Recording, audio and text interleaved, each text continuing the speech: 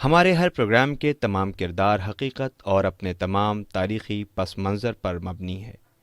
اس میں ہر طرح کے خیالی اور میتھیکل پہلوؤں سے پرہیز کیا گیا ہے، لیکن ویژول سچویشن کے اعتبار سے بعض جگہ پر اسکیچ ٹیکنک سے کام لیا گیا ہے، جو تصوراتی ہوتے ہوئے بھی حقیقت سے بہت قریب ہے۔ اور سارے پروگرام کے تمام تاریخی دستاویز قرآن مجید اور احادیث کے ساتھ ساتھ مختلف کتابوں سے لیے گئے ہیں، جو سند کے طور پر ہمارے پاس موجود ہے۔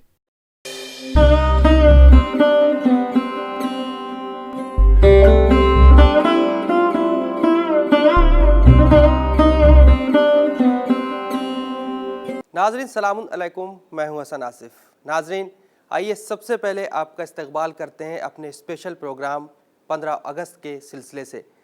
ہم سب سے پہلے اپنی پوری ٹیم کی جانب سے آپ سبھی دیش واسیوں کو 15 اگست کی بہت بہت مبارکباد پیش کرتے ہیں۔ ناظرین آج ہم آزاد ہندوستان میں بڑے فخر سے زندگی گزار رہے ہیں۔ 15 اگست اور 26 جنوری پورے ہی ملک میں بڑے ہی جوش و خروش سے مناتے ہیں۔ کیا ہم نے کبھی یہ سوچا کہ یہ آزادی جو ہم سب کو ایک لمبے عرصے کے بعد انگریزوں سے ملی ہے، جس کے لیے ہمارے بزرگوں نے کتنے ظلم و ستم سہ کر اپنی جانوں کو قربان کر کے ہمیں آزاد ملک دلایا ہے، اس کے لیے انہوں نے کتنی تحریکیں چلائیں، دیش کے ہت میں فتوے دیے گئے اور انگریزوں کے ظلم و ستم کو برداشت کیا، جیل کی سختیوں کو سہا، جنگلوں میں زندگی گزاری، جان و مال قربان کیا، ہمیں آزادی دلانے کے لیے اپنے بیوی بچوں تک کی محبت کو قربان کر دیا، خوشی خوشی پھانسی کے پھندوں کو گلے سے لگایا، آگ کے شعلوں میں کود گئے، گولیوں کو اپنے سینوں پر روکا۔ ہندوستان میں انگریزوں کی ظالمانہ حکومت کے خلاف غیرت مند ہندوستانیوں نے روز اول ہی سے دخل اندازی شروع کر دی تھی، اور یہ دخل اندازی دھیرے دھیرے ایک زبردست تحریک بن گئی، جو ہندوستان کی آزادی کے لیے اس قدر سرگرم ہوئی کہ جسے انگریزوں کی طاقت دبا نہ سکی۔ یہ آزادی ان بے بہا قربانیوں کا نتیجہ تھی جو اس تحریک کے عوام نے ایک صدی کے اندر پیش کی تھی، اور انہوں نے یہ ثابت کر دیا تھا کہ اب ہندوستانی کسی بھی حال میں انگریزوں کو اپنے ملک میں برداشت نہیں کریں گے۔ اس تحریک میں یوں تو بلا تفریق مذہب و ملت ملک کی ہر قوم نے اپنی اپنی قربانیاں پیش کی تھیں، سب ہی اس میں شریک رہے، لیکن مسلمانوں نے اپنے مخلص رہنماؤں کی قیادت میں نمایاں حصہ لیا اور زبردست قربانیاں پیش کی، مگر آج وہ نظروں سے اوجھل ہوتی جا رہی ہے۔ اگر لا علمی کا یہی حال رہا تو شاید آنے والی نسلوں کو یہ بھی یاد نہ رہے گا کہ ہندوستان کی جنگ آزادی میں ہمارے بزرگوں کا کردار بھی ناقابل فراموش تھا، ایسا کردار کہ جس کی بدولت انگریزوں کا اقتدار صرف ہندوستان سے ہی نہیں بلکہ ایشیا اور افریقہ کے ان مسلم ملکوں سے بھی ہمیشہ کے لیے ختم ہو گیا جہاں ان کا دبدبہ تھا۔ لیکن آج غور کرنے والی بات یہ ہے کہ مسلمان کو صرف آتنکی کے ہی نام سے جانا جاتا ہے، جو بالکل غلط ہے۔ اسلام ایسا مذہب ہے جس میں دشمن کے ساتھ بھی غلط سلوک نہیں ہوتا، تو بے گناہوں کا خون کیسے بہانے کی اجازت دے گا؟ آتنکوادی وہ ہوتا ہے جن کا کوئی مذہب نہیں ہوتا، جبکہ مسلمان اسلام کی پاکیزہ گود میں پرورش پاتا ہے، تو وہ آتنکوادی کیسے ہو سکتا ہے؟ یہیں پر کسی مورخ نے کیا خوب کہا ہے کہ اگر مسلمان ہے تو آتنکوادی نہیں ہو سکتا، اور اگر آتنکوادی ہے تو مسلمان نہیں ہو سکتا۔ ناظرین، مسلمان ہندوستان میں تاریخ کے جس دور میں آئے اس وقت یہاں کا ماحول اور حالات ٹھیک نہیں تھے، لیکن انہوں نے حالات اور ماحول کی شکایت میں نہیں پڑے، بلکہ خود ہی عزم و ہمت کے ساتھ انہوں نے اپنے لیے حالات کو بہتر بنایا، اپنی عظمت، اپنی شرافت، اصول پرستی، عدل اور انسانیت کے کارناموں سے یہاں کے لوگوں کو خود سے روشناس کرایا، اپنے بلند اخلاق، رواداری کے مخلصانہ جذبات کا مظاہرہ کر کے انہیں اتنا متاثر کیا کہ ہندوستان کی سرزمین نے ان کے لیے اپنی آغوش محبت کھول دی اور ان کو عزت اور احترام کے بلند مقام پر بٹھایا۔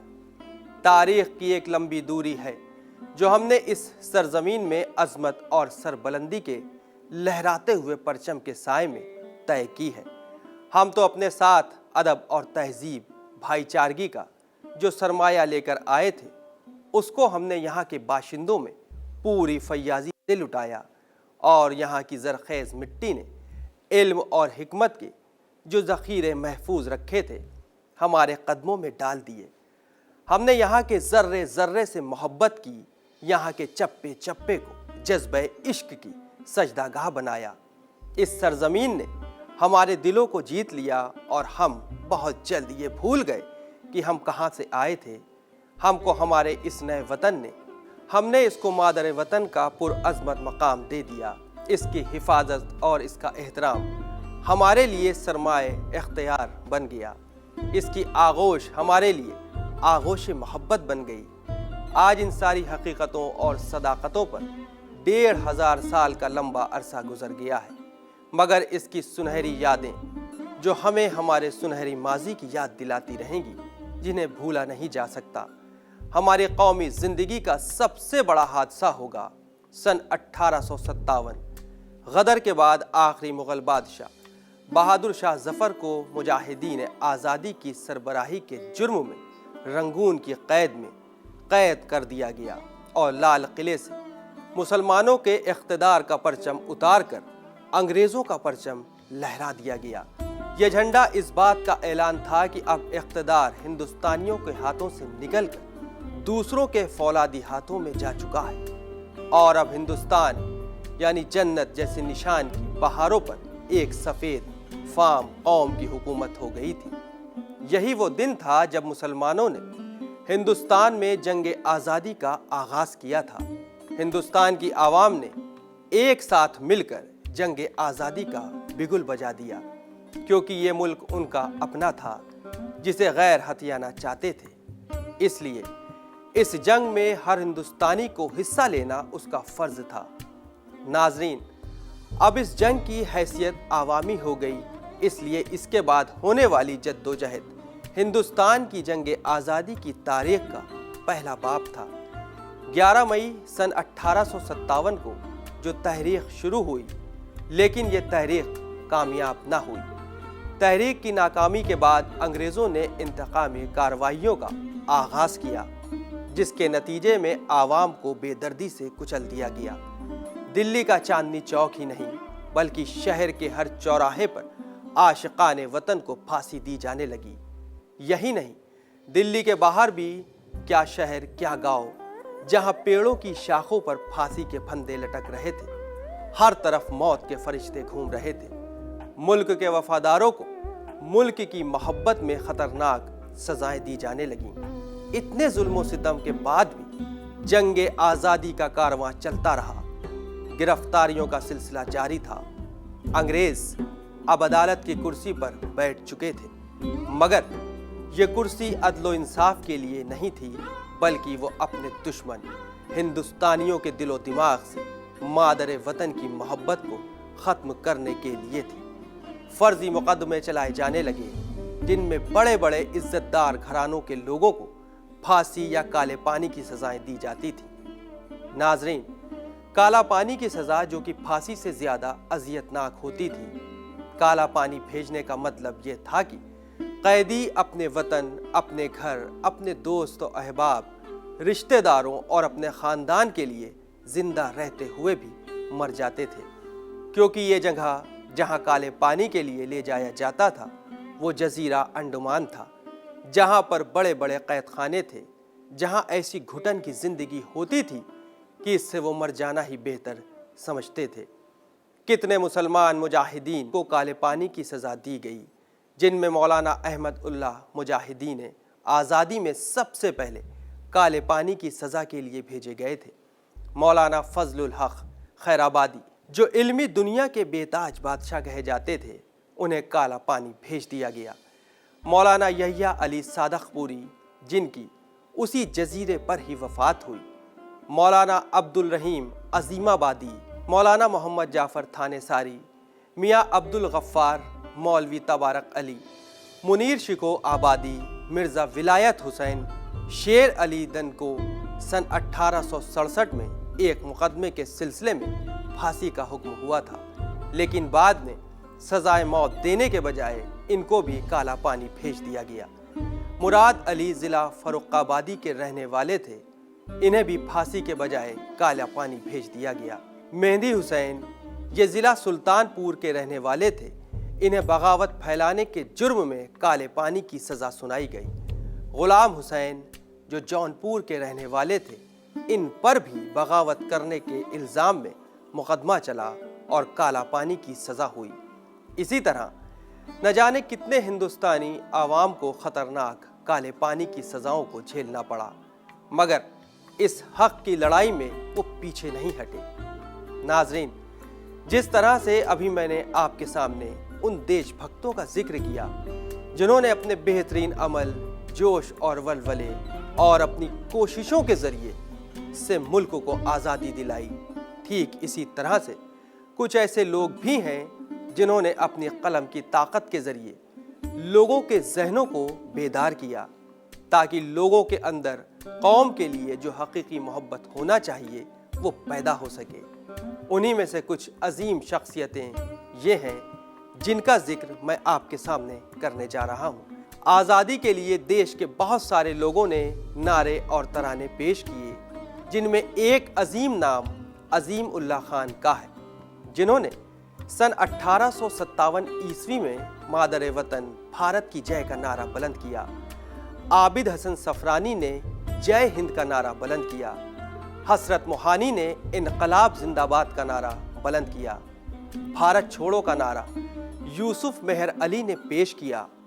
आपने ही साइमन वापस जाओ का नारा भी हमारे सामने पेश किया। अजीम बिस्मिल अजीमाबादी ने सन 1921 ईस्वी में सरफरोशी की तमन्ना अब हमारे दिल में है, देखना है जोर कितना बाजुए कातिल में है, इस नारे को बुलंद करके लोगों के दिलों में कौम के लिए कुर्बानी का जज्बा पैदा किया। मशहूर शायर अल्लामा इकबाल साहब ने सारे जहां से अच्छा हिंदुस्तान हमारा तराना लिखा। सुरैया तैयबी जी ने कभी ना भुलाया जाने वाला और कौम के लिए हमेशा याद रखा जाने वाला काम किया। यानी आज जो हम अपने तिरंगे के 3 खूबसूरत रंगों को देख रहे हैं, ये उन्हीं की देन है। नाजरीन, आज़ादी का कारवां इसी तरह आगे बढ़ता रहा, कुर्बानियाँ देते गए और फिर 90 साल के लंबे अरसे के बाद कारवान आज़ादी 15 अगस्त सन 1947 ईस्वी को 14 और 15 अगस्त की रात के ठीक 12 बजे अपनी मंजिल पर पहुंच गया। जब पूरा हिंदुस्तान नींद की आगोश में था तो हिंदुस्तान का मुकद्दर जागा। हिंदुस्तानी वक्त के मुताबिक रात के ठीक 12 बजे ऑल इंडिया रेडियो से हिंदुस्तान की आज़ादी का ऐलान हुआ, जिसकी सुबह हिंदुस्तानियों के लिए आज़ादी की किरण लेकर आई। आंखें खुली तो आज़ाद हिंदुस्तान नज़र आया। हमारी खुशनसीबी है कि हमारे बुज़ुर्गों ने ये आज़ादी हमें बख्शी, इसलिए हमें चाहिए कि हम उनकी कुर्बानियों को फरामोश ना करें, बिल्कुल नहीं भूलें, बल्कि उनको हमेशा हमेशा याद रखें, क्योंकि ये उनकी तवानाइयों का सरचश्मा है। मैं चाहता हूँ कि मुसलमान अपने उन बुज़ुर्गों के जज्बात और क़ुव्वत अमल के वारिस बन जाएं और ज़िंदगी की नई राहों पर पूरे खुलूस और एतमाद के साथ ज़िंदगी गुजारें और एहसास कमतरी को अपने जहनों से खुरच कर फेंक दें, क्योंकि जितनी मेहनत और कुर्बानियाँ दूसरों ने दी हैं, उतनी ही हमारे बुज़ुर्गों ने भी इस हिंदुस्तान को आज़ाद करवाने में कुर्बानियाँ पेश की हैं। और बड़े ही फ़ख्र से सीना तान कर कहें कि ये हमारा भी उतना ही वतन है जितना तुम्हारा है। जो ये कहते हैं कि मुसलमान हिंदुस्तान से चले जाएं, तो ऐसे लोग खुद इस मुक़द्दस मिट्टी को छोड़कर कहीं और चले जाएं। हिंदुस्तान एक पाक और मुक़द्दस मुल्क है, अब इसे किसी तरह का गहन नहीं लगेगा, क्योंकि फ़िरक़ा परस्ती की तेज़ हवाओं ने फिर एक बार हमारे मुल्क के आपसी मेल मिलाप और भाईचारे को मिटाने को सोचना शुरू कर दिया है। खुदा करे हमारे मुल्क हिंदुस्तान को हर तरह के नापाक इरादों से पाक और साफ रखे और दिन दूनी तरक्की और खुशहाली नसीब हो। यही हर मुसलमान की दिली तमन्ना और आरजू है। किसी शायर ने क्या खूब कहा है, जब पड़ा वक्त गुलिस्तां पे तो खूं हमने दिया, जब बहार आई तो कहते हैं तेरा काम नहीं। आखिर में बस यही कहना चाहूँगा कि मेरी टीम की जानिब से तमाम देशवासियों को बहुत बहुत आज़ादी मुबारक हो। उम्मीद है कि हम सब एक दूसरे के गम और खुशी में बराबर के शरीक रहेंगे और अपनी आज़ादी की हिफाजत करेंगे, अपने मुल्क को बुरी नज़र से बचाएंगे और सब मिल जुल कर अपने देश को खुशहाल बनाएंगे। नाजरीन, क्या हिंदू, क्या मुसलमान, क्या सिख, क्या ईसाई, सब एक साथ मिलकर इस हिंदुस्तान के परचम को मजबूती से पकड़ें और एक बेहतरीन मुल्क बनाएं। सब आपस में मेल और मोहब्बत रखेंगे, तभी हम एक बेहतरीन हिंदुस्तान बना सकते हैं। तब तक के लिए मुझे और मेरी टीम को इजाज़त दें और आज़ादी की खुशियाँ मनाएं। खुदा हाफिज़।